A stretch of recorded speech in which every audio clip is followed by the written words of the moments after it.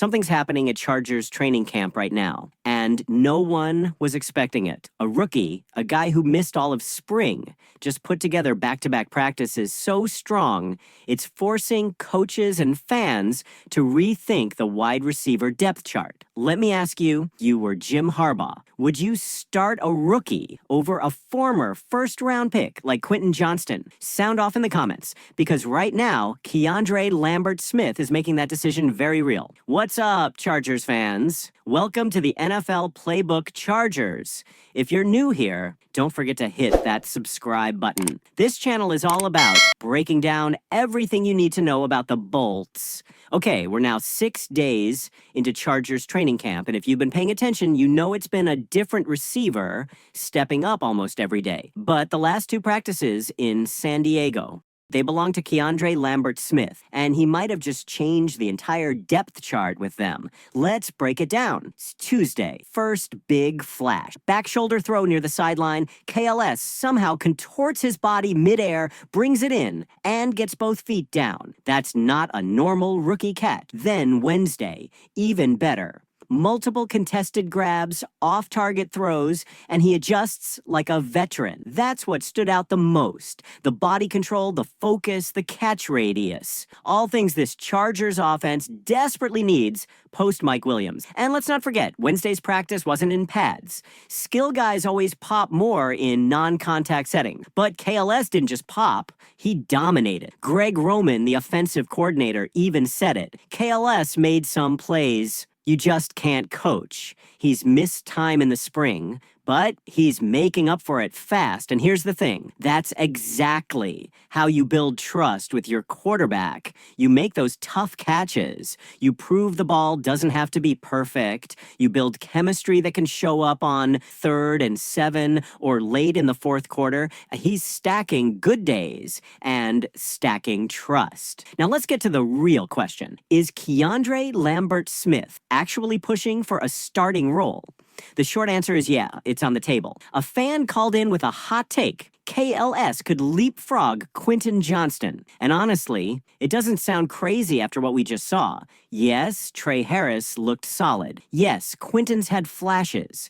But KLS, he's the one putting together the kind of days we were hoping to see from the others. Now let's pump the brakes a bit, and it's still early.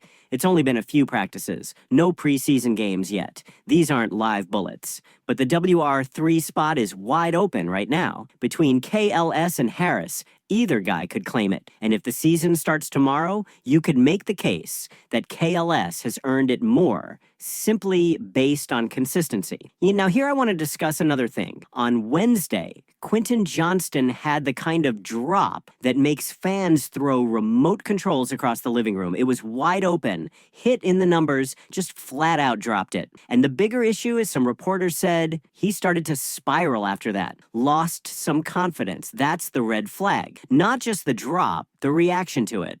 This is where it gets tough, because there are a lot of fans who are just waiting to jump on him after last year. Doesn't matter how many touchdowns he had in earlier practices, one drop, and they are like, see, told you so. That's the battle Quinton Johnston is fighting right now. Fair or not? And let's be clear, drops happen. CeeDee Lamb, Devontae Adams, Calvin Ridley all had higher drop rates than Johnston last year. But confidence, that's the difference. It's not about never dropping the ball. It's about not letting one drop destroy the rest of your day. That's where the pros separate themselves. If Johnston wants to shake off the bust label, he's got to learn to move on quickly. That's because training camp is all about stacking good days, not letting bad ones bleed into the next. Now, here is an even more important question. Even with KLS surging and Najee Harris showing flashes, should the Chargers still consider adding a veteran wide receiver? I'm gonna say yes. Look, Tezell's a young, talented group, no doubt, but it's also inexperienced. And with Jalen Reagor hurt and Mike Williams gone, now there's no proven and steady presence in that room. You don't want to stunt the rookie's growth, sure, but having someone who's been there, someone with a reliable floor, wouldn't hurt, even if it's just for leadership. Now, are there needle movers still available? Not really. But even a solid veteran could bring stability, especially on the outside. Okay, now there's also been talk that Darius Davis might be on the roster bubble with all these changes, but I'm not buying that at all. The Chargers are clearly invested in finding ways to use his speed, and with Mike Williams gone, the numbers game at wide receiver actually eases up a bit. Plus, Darius Davis was elite in the return game last year. We're talking about best in the league type production. He's not just fast. He's a problem in space. Guys like that don't grow on trees, and the Chargers know it. And I don't see any realistic path where Davis gets cut, not unless something drastic happens. We also need to look at what's going on with the running backs,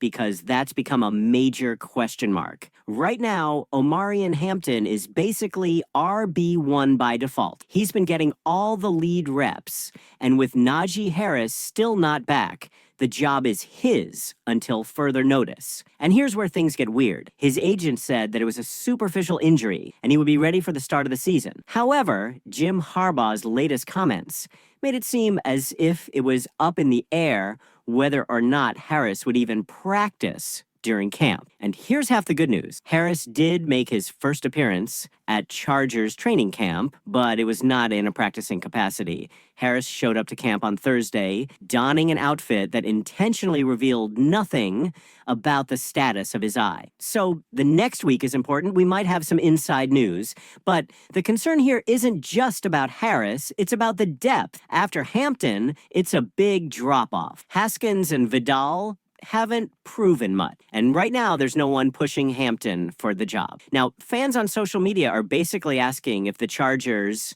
could finish with a top 7 offense and a top 7 defense this year. I love optimism, but realistically, I'm not sure that's in the cards. On offense, for that to happen, everything would need to click and fast. Hampton would have to thrive. The rookie receivers would have to contribute immediately. And the offensive line, and especially the interior, would have to hold up better than it has in recent years.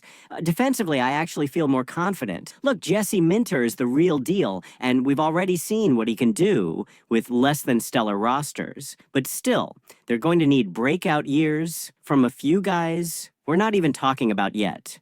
Could it happen? Sure, but both sides hitting their ceiling at the same time, that's asking a lot. Another fun question came up that will the team's first rushing, receiving, and defensive touchdowns all come from newcomers? I don't think all 3 will, but at least one probably will. I could absolutely see Omarion Hampton punching one in first on the ground. That makes a lot of sense. Receiving gets trickier. Between Quinton Johnston and Ladd McConkey, you'd expect one of them to get there first, unless defenses start keying in on Ladd right away and someone like KLS or Trey Harris sneaks one in. And defensive touchdowns, those are always unpredictable. Could be a returning player, could be a rookie. They're just too random to project with confidence. As for the preseason, someone asked if the Chargers might actually go undefeated. Look, wins don't matter in August. Coaches care more about evaluation than scoreboards. Yes, Jim Harbaugh is the guy who take preseason a little more seriously than most. And with experienced backups like Trey Lance and Taylor Heineke playing big minutes, it's not impossible. Still, I wouldn't put money on 4-0. You just never know in the preseason. So, what do you think? Let me know in the comment box. Are we seeing a real position battle unfold? Or is this just classic camp overreaction? Make sure you're subscribed so you don't miss a thing. And as always, bolts up.